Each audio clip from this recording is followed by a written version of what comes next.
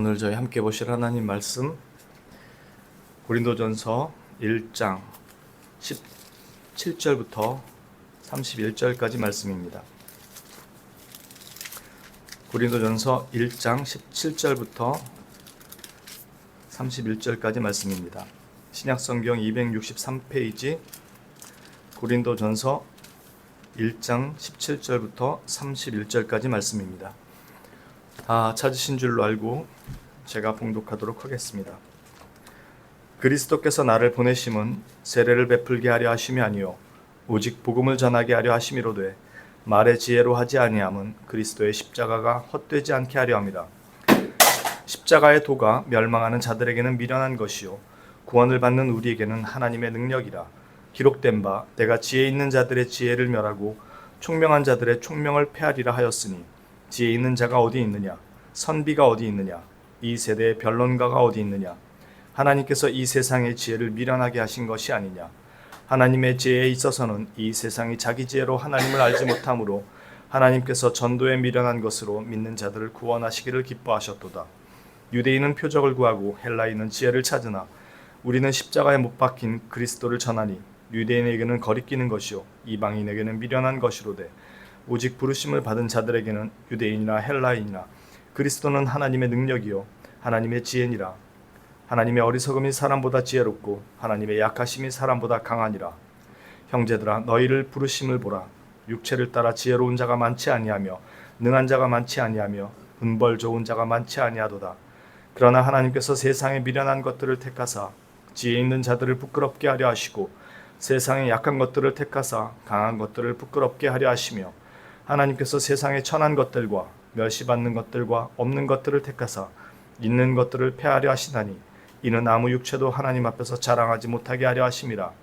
너희는 하나님으로부터 나서 그리스도 예수 안에 있고 예수는 하나님으로부터 나와서 우리에게 지혜와 의로움과 거룩함과 구원함이 되셨으니 기록된 바 자랑하는 자는 주 안에서 자랑하라 함과 같게 하려 함이라. 아멘. 세상에서는 죄를 지배하기 위해서는 자신이 경건하고 의로워야 된다고 생각하지만 기독교에서는 이 죄를 지배하는 실제적인 능력은 오직 하나님의 은혜라고 이야기합니다.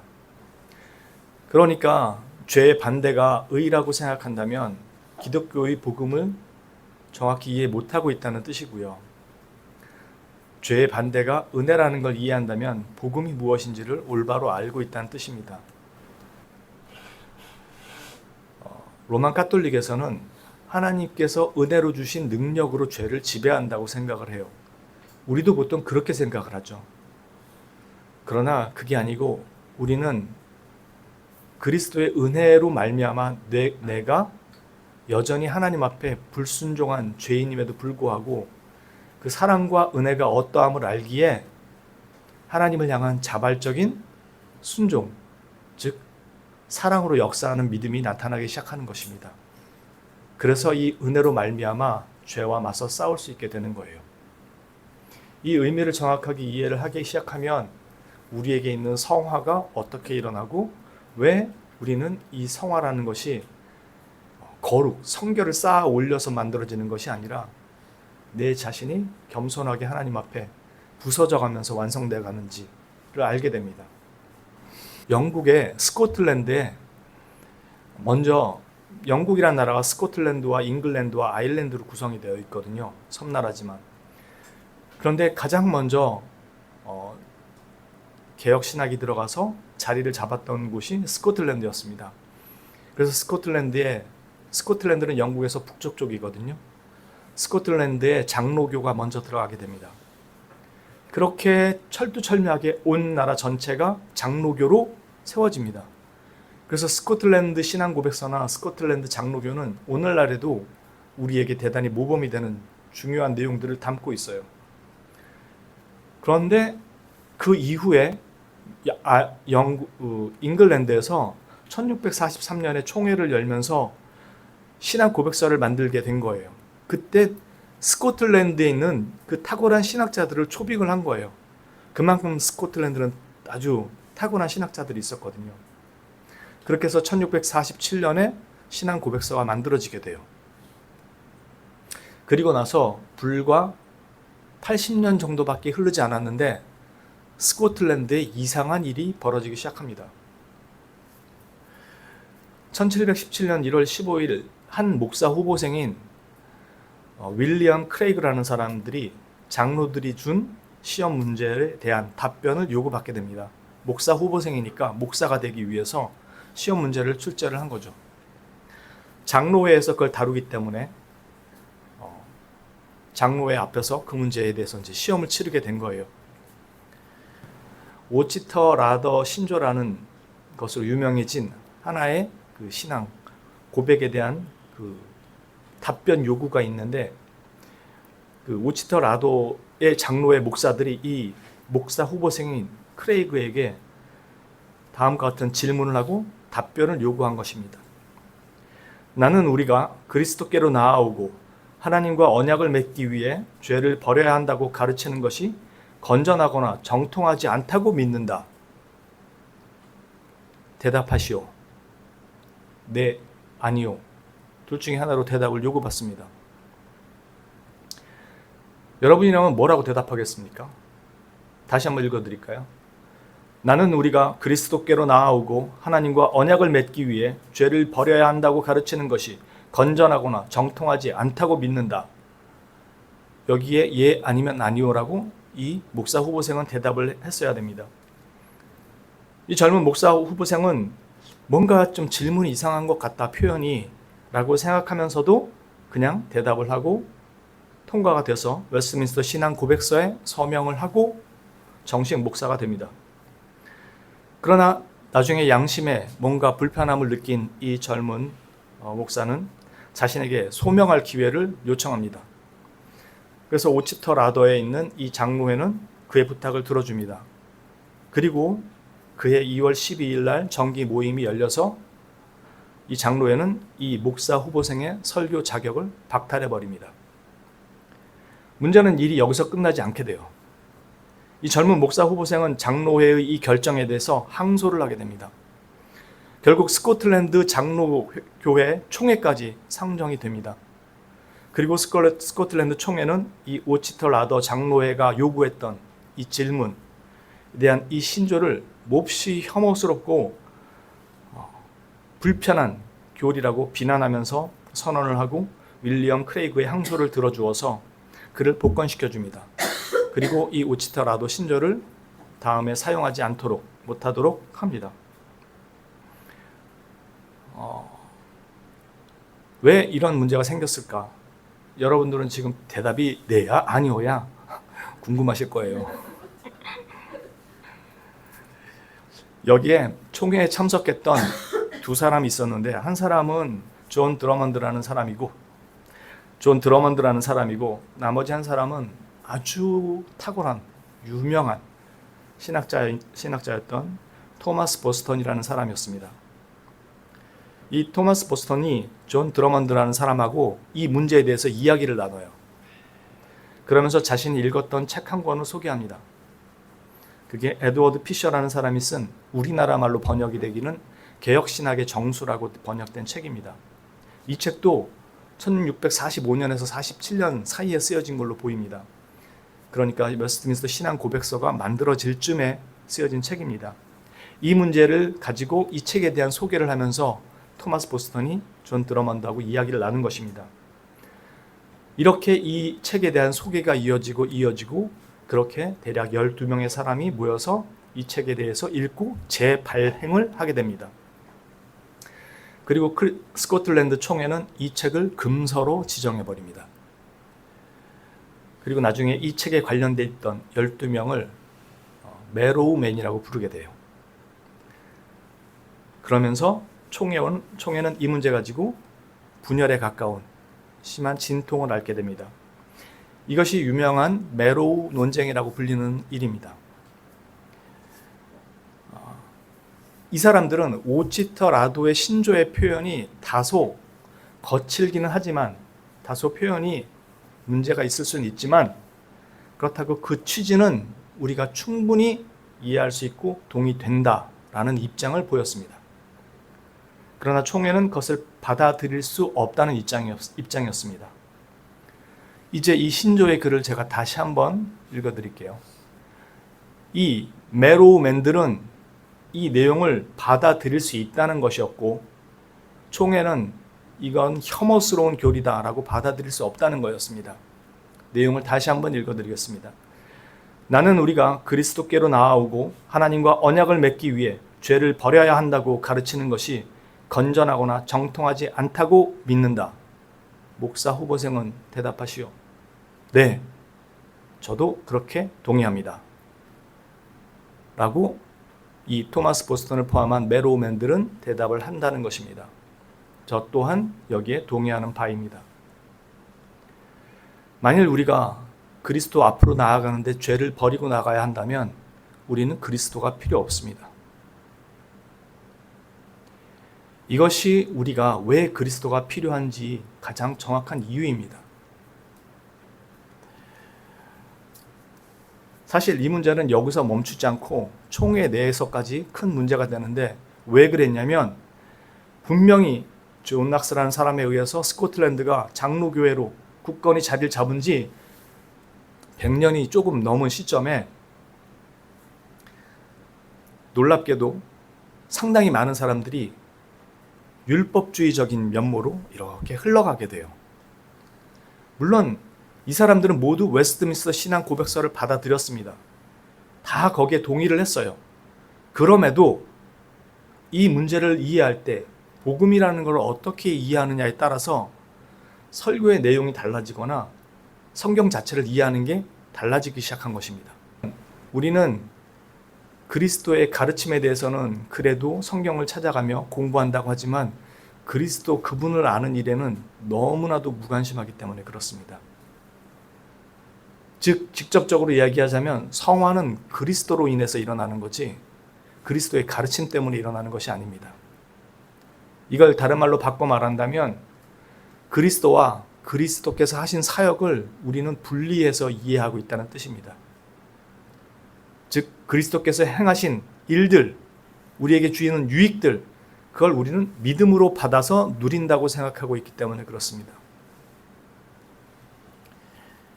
그리스도와 그리스도께서 이루신 일을 분리시킬 수가 없어요. 그런데 우리는 이거를 분리시켜서 그리스도께서 이루신 일을 믿음으로 믿습니다라고 이 이루신 일만 받는 것을 생각합니다. 자꾸. 그래서 그리스도는 따로 계시고 우리는 그분이 행하신 그 모든 은택들을 믿음으로 받는다고만 생각을 해요. 그러나 그리스도와 그리스도께서 하신 일은 분리가 될 수 없어요. 그래서 우리가 말할 때 이 믿음은 철저하게 그 대상이 되시는 그리스도를 향한 믿음을 말하는 것입니다. 그렇지 않으면 믿음은 단지 은혜를 받는 수단으로만 전락하게 됩니다. 그렇게 올바른 믿음을 다른 말로 표현하면 믿음으로 그리스도와 하나가 된다는 그리스도와의 연합이라고 말할 수 있는 것입니다. 복음을 들어야 하는 대상은 제한이 없습니다. 그 자격에 제한이 없다는 뜻입니다. 어느 일정 수준 자격이 있어야 들을 수 있는 자격이 대상이 될 수 있는 것이 아닙니다. 모든 사람들이 복음의 대상이 됩니다. 즉 자격에 제한이 없다는 것은 그들에게 자격이 없다는 소리입니다. 조건이, 구원의 조건이, 자격이 그들에게 있는 것이 아니라는 뜻입니다. 왜냐하면 복음을 제시하는 분께서 그 조건과 자격을 이미 준비하셨기 때문입니다. 그렇기에 예수 그리스도가 바로 복음 자체가 되는 것입니다. 그래서 그분이 하신 사역과 그 유익들을 그분과 분리할 수 없는 거예요. 우리가 믿음이라는 이름으로 이것을 분리하는 순간 복음을 왜곡하게 됩니다. 그러나 우리가 누리는 이 모든 혜택은 그분이 이루신 사역으로 인한 것이고 그분이 소유하고 계신 것입니다. 즉 우리가 그것을 믿음으로 혜택만을 가지고 오는 것이 아닙니다. 우리는 믿음으로 그분과 연합됨으로 인해서 그분께서 이루신 모든 혜택과 구속사역의 은택들이 오롯이 다 우리 것이 되는 것입니다. 연합이 되어 있기 때문에. 그래서 우리의 믿음은 바로 이 믿음의 대상이 되시는 그리스도를 향하는 것입니다. 우리가 하나님 앞에 의롭다함을 받는 이 선언이 우리의 믿음 때문이 아니고 그리스도 때문이라는 사실을 올바로 이해하고 정확히 우리가 받아들일 수 있다면 우리가 어떤 상태에서 어떻게 구원받았는지를 올바로 볼 수 있게 됩니다. 하나님은 우리가 하나님께 구원을 요청하기 전에 그 아들을 먼저 내어주시고 우리를 찾아오셔서 그 아들의 모든 은택들을 우리에게 베푸신 것이 아니고 그 아들을 주셨어요. 우리가 그걸 어떻게 소유하겠습니까? 그리스도께서 오셔서 우리를 자신과 하나로 묶으셨기 때문에 우리가 그 안에 포함이 되는 거지, 우리가 그리스도를 하나로 묶을 수 있는 능력이 아무것도 없어요. 믿음은 그것을 묶는 줄이 아닙니다. 우리가 묶였다는 사실을 알고 깨닫게 된 반응이 믿음인 거지. 그게 바로 은혜입니다. 그렇게 우리는 그리스도 안에 묶여 있는 거예요. 그렇게 그리스도의 핏부림이 우리 온몸에 발라져 있는 것이고, 그래서 하나님 앞에 늘 진노의 자리에 설 수밖에 없는 우리가 언제나 의롭다고 선언을 받는 것입니다. 하나님께서 이 우리를 향한 의롭다는 이 선언을 정말로 자각할 수 있어야지 비로소 내 죄가 어떠한 상태에서 사함을 받았는지를 알 수 있게 되고, 비로소 성화는 이 그리스도께서 나를 위해 행하신 이 일들이 단지 나를 의롭다고만 선언하는 것이 아니라 나와 자신을 하나로 묶어서 하나님 앞에 세우셨다는 사실 앞에 내가 그리스도로 옷 입고 하나님 앞에 서 있다는 사실로 말미암아 비로소 진정한 성화의 길을 걷기 시작하는 것입니다. 아주 간단합니다. 여러분들 남편이 진짜로 사랑받을 만한 남편 별로 없을 줄 압니다. 모든 게 부족하고 모든 게 마음에 안 듭니다. 그죠? 반대로 남편 입장에서 아내의 모든 게 다 사랑스럽지 않을 거예요. 그리스도는 우리의 신랑 되시죠. 또한 동시에 우리는 하나님의 신부가 됩니다. 우리가 하나님께 만족스럽게 한 게 단 하나도 없습니다. 그런데 하나님은, 우리 주 예수 그리스도는 그 남편된 본분의 모든 것을 하나도 남김없이 꼴보기 싫은, 진짜 집에 들어가면 정말로 비계라도 한번 덮어놓고 한 대 좁히고 싶은 남편, 꼴보기 싫은 아내, 그들에게 단 하나도 남겨놓지 않고 모든 의무와 책무를 오롯이 다 수행해 주십니다. 그게 그리스도입니다. 그리스도가 우리와 그렇게 연합되어 있는 것입니다. 그래서 우리가 하나님 앞에 단 하나 제대로 된 의무가 없을지라도 하나님께서 의롭다 선언하시는 것입니다. 이게 우리가 받은 하나님 앞에의 칭의, 의롭다는 선언입니다. 근데 우리는 어떡하죠? 끊임없이 네가 조금만 더 잘하면 나도 그만큼 해줄 수 있다라고 늘 반박합니다. 우리는 성화를 그리스도와 분리시켜서 내 자신이 거룩하고 애쓰고 힘써야 되는 것으로 이해합니다. 그렇게 해서는 성화가 이루어지지 않습니다. 우리는 그리스도께서 그 일을 이루셨다는 사실 앞에 자신의 철저한 무능이 고스란히 드러나고 부서져 가는 것입니다. 그래서 상대방이 나에게 해야 할 의무만 생각하는 것이 아니라 제대로 행한 의무가 없어도 하나도 남김없이 베푸신 그리스도의 그 사랑과 은혜가 비로소 눈에 들어와야지 상대방이 나에게 의무를 행하지 않았어도 내가 지켜야 할 의무가 있다는 것을 압니다. 그래서 내가 너보다 더 많은 의무를 행했어라는 말이 의미가 없다는 것을 알게 돼요. 그래서 받은 것보다 해야 하는 것이 있다는 것을 알게 됩니다. 그게 그리스도 안에 붙들린 연합된 자, 그리스도 안에서 자신의 진정한 회심이 일어난 자, 회개가 일어난 자의 출발점이 됩니다. 이걸 다 깨달아야만 회심이라고 이야기하는 것이 아닙니다.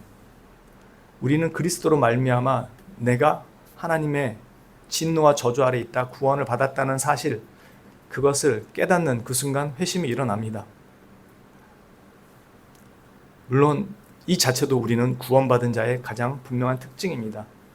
그러나 성화의 영역에 들어갈 때는 우리는 하나님의 은혜 없이는 이 성화의 영역으로 한 발짝도 들어갈 수 없다는 것을 알게 됩니다.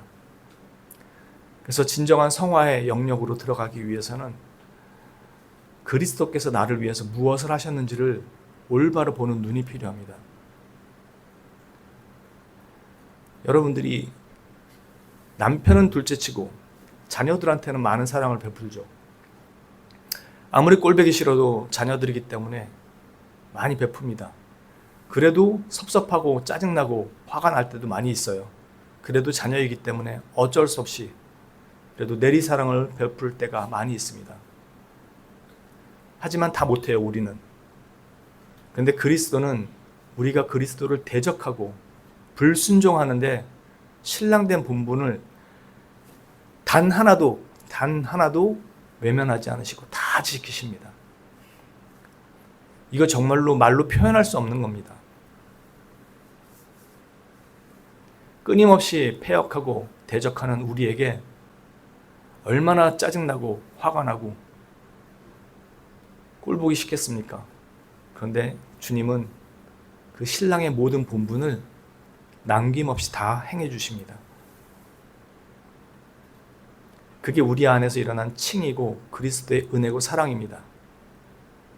이 은혜를 알 때 비로소 우리의 죄를 지배할 수 있는 주님에 대한 사랑으로 역사하는 그 믿음으로 죄를 지배하기 시작하고 자신이 서로가 가정이 그렇게 그리스도 안에서 바뀌어가는 걸음을 걷습니다. 우리는 우리 서로 간에 가지고 있는 잣대로 서로의 크기만을 잽니다. 내가 더했어, 네가 더했어. 네, 그리스도는 우리가 한 게 없는데 다 주셨다는 사실을 우리로 보고 깨닫고 알게 하십니다. 그런데 놀랍게도 강요하지도 않으시고 강제하지도 않으십니다. 지금까지 여러분을 기다리신 것처럼 계속 기다리십니다. 우리는 이 이야기를 들어도 쉽사리 안 바뀔 것입니다. 결단코 주님이 하신 것에 1000만분의 1도 순종하는 일이 어려울 것입니다. 그럼에도 주님은 우리가 주님 곁에 가는 그날까지 여전히 신실하게 그 일을 지키실 것입니다. 우리가 왜 성화가 안 이루어지는가? 왜 변하지 않는가? 이 출발은 바로 진정한 그리스도를 우리가 소유하고 있는가? 아니면 그분이 베푸신 은택만 믿음으로 소유하고 있는가? 어떤 것을 우리가 소유해야 되는지를 잘 생각하게 합니다. 오직 그리스도와 연합된 자가 참된 믿음을 가지고 하나님 앞에 서게 된다는 사실을 다시 보게 되는 것입니다. 우리는 이 다음에 나오는 본문을 통해서 이것이 우리 안에서 어떻게 은혜로 이루어지게 있는지를 보게 될 것입니다. 먼저 다음 주에는 그 부분을 다루겠습니다. 오늘은 저와 여러분이 한 건 아무것도 없는데, 지킨 의무는 아무것도 없는데 오히려 그리스도께서, 하나님께서 우리에게 자신의 모든 의무를 수행하셨다는 것을, 그래서 신실하신 하나님이시라는 것을, 처음과 끝이 동일하신 하나님이라는 것을, 변함이 없는 하나님이라는 것을, 처음과 끝이 동일한 충성하시는, 우리에게 먼저 충성하시는 하나님이라는 것을 기억하시고 우리의 인생도 과연 어디로 그 발걸음을 새롭게 돌려야 할지를 고민하시고 도전하시며 그렇게 나아가는 하나님의 거룩한 백성들 되시기를 주님의 이름으로 축원합니다. 기도합니다. 참으로 거룩하신 주님, 우리가 주의 은혜를 알고 주의 사랑을 알고 긍휼 가운데 구원받았음을 압니다. 그럼에도 우리가 하나님의 말씀을 살아가는 이 성화의 영역에서 참 더디다라는 것을 보게 됩니다. 우리는 이것을 마치 강제화된 의무처럼 여기거나 율법주의자들처럼 생각하고 지키려는 때가 더 많습니다. 그러나 하나님께서는 우리에게 재촉하지 않으시고 강요하지 않으시며 오직 스스로 순종하며 그 율법을 사랑하는 자리로 나아오도록 기다리시고 인도하십니다. 우리는 아직 이 칭의의 올바른 눈을 열지 못했기에 어떻게 하나님께서 우리를 사랑하시고 구원하셨는지를 온전히 다 모릅니다. 우리가 이것을 참으로 볼 수 있을 때 하나님의 사랑 가운데 은혜 가운데 있음을 알고 우리의 삶 또한 그렇게 한 걸음씩 그리스도를 쫓아가는 그 걸음이 될 수 있을 줄로 믿고 구합니다. 주님 은혜 베풀어 주시고 우리의 마음과 뜻이 온전히 그리스도를 향하도록 인도하여 주옵소서. 우리를 사랑하시고 우리를 구원하시며 우리를 영원한 하나님 나라로 인도하시기를 기뻐하신 우리의 유일한 구속주 되시는 구주 예수 그리스도 이름 받들어 감사드리며 기도합니다. 아멘.